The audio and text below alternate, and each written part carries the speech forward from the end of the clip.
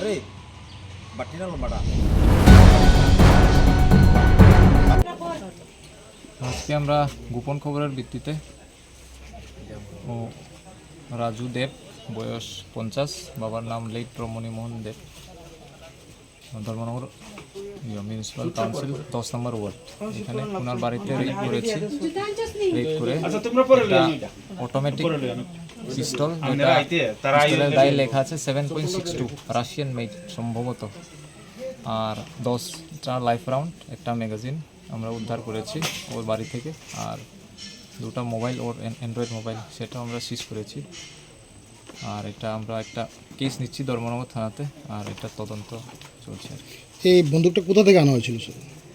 প্রাথমিক জিজ্ঞাসায় তো বলছে দিমাপুর থেকে নিয়ে এসেছে, এখন তদন্তে বেরোবে কোথা থেকে নিয়ে এসেছে, কীভাবে নিয়ে এসেছে। স্যার কারণটা কিছু জানা গেছে, মানে কী কারণে এই আগ্নেয়াস্ত্র?